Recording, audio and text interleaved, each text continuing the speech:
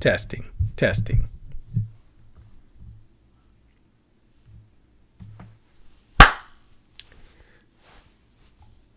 Oop, skip that.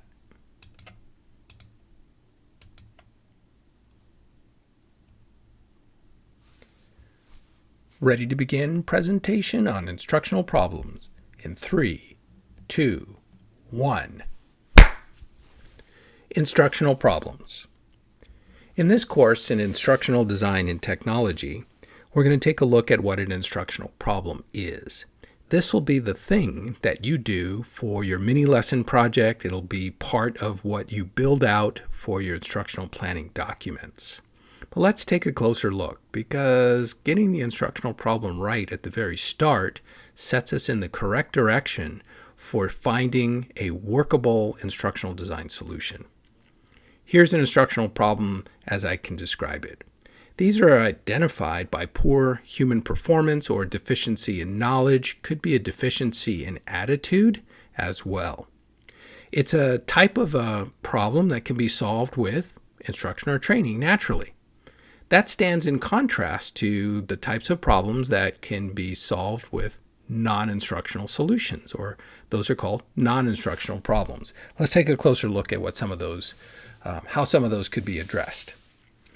So there are, if you're dealing with employee motivation and you're wondering, we just need to train them how to act better, maybe it's not really that at all. Not that they don't know, it's they're not incentivized. So we use policies and practices, and we set up management structures. We provide rewards and incentives. We give awards for accomplishments. There might need to be a change in performance review systems. Maybe the benefits need to change in order to create higher levels of relevance and satisfaction for to improve performance. You're wondering about, so those are, I call those intangibles. Tangible things are, you might want to give people more money for the work that they're doing if there's a poor performance issue. Maybe they need a different piece of equipment or some furniture. Maybe they need a light bulb above their work space in order to perform better or do their job better. Perhaps changing their hours. It's all the stuff that is not part of training or instruction that becomes a non-instructional problem. In our course, we are focusing on instructional problems where you can design training or learning lessons, mini lessons that can support the acquisition of new knowledge, skills, or attitude. An instructional problem has a few components to it. Let's talk through those. There's a current condition. That is, what is happening right now that you see or are aware of and go, there's a problem here that I think instruction might be able to solve. But before you jump to an instructional solution, let's make sure that we understand that's really the thing to do. If you recognize that something is happening now and it isn't quite right, that means you have a picture of what an ideal state should be. So what should be happening? You want to move from the current state to the ideal state.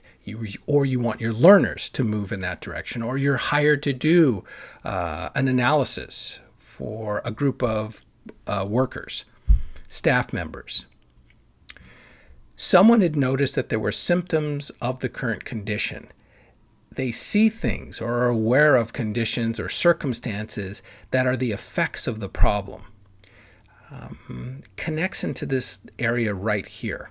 This is the gap between what the current condition is and what the ideal state is. There's things that come out of there that make us aware that something isn't quite right or that something could be better. We often have ideas, or someone does, about what the possible causes are. Why does this problem exist in the first place? Where could it have come from? What are the conditions that it's happening in? And how do we get it to a better state? Well, trying to understand that better state is part of the ecosystem in which this problem is occurring. It involves the current condition as well as what the symptoms are, the possible causes, all come out of the system in which you are trying to work. And there could be multiple different factors that require the instructional designer's analysis. The thing that you are analyzing is this gap. It's the difference between what currently is and what should be, where we are today with where we want to be tomorrow. In this course, you will have an instructional design problem that will have a gap between what the current condition of learners are versus where you would like them to go. The question is, how will you close the gap through your final project and all of your planning documents through the course? Here's an example of a hypothetical problem. First, some background. There's an estimated 20% of the U.S. population that has a learning disability. For example, dyslexia, auditory processing disorder, attention deficits, or cognitive dysfunction.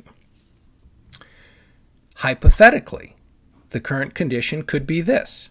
Students in the Instructional Design and Technology Certificate Program graduate with a certificate, but they don't know how to instruct adult learners or even children who have learning disabilities. What would the ideal state be, or the criterion? That would be that graduates of the program should be able to design and deliver instruction to accommodate learners at any level with learning disabilities, with an understanding and an ability to develop and design instruction. Continuing the example, symptoms of the current condition. There's unequitable learning conditions that proliferate. Hey, I'm trying to record here. Unequitable learning conditions might be everywhere. There's the possibility of, get that next. There could be the possibility of a lowered value of impact, the understanding of learning disabilities on students. There could be misinformation about those learning disabilities. There's frustration by students who have learning disabilities that are not being addressed through the instructional content. Certainly, there's a possibility that the professional integrity of the entire program and its graduates is lowered. Here are some more examples. Possible causes. The learning disabilities are not addressed in course texts. The instructors are not adequately trained in how to teach about learning disabilities and how to address those. Instructional strategies and technologies in the course that are designed to address learning disabilities are not included in the curriculum, and that students and instructors may have no or little understanding of the importance of, or simply lack enough awareness of learning disabilities. So how would you close that gap?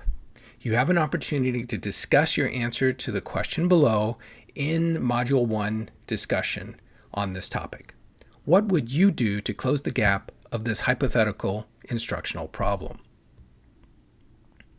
To help you, I have provided 2 documents. Is it really an instructional problem? Is a PDF a collection of excerpts of different texts that I've used that give a viewpoint of what an instructional problem is from different professional viewpoints in our field?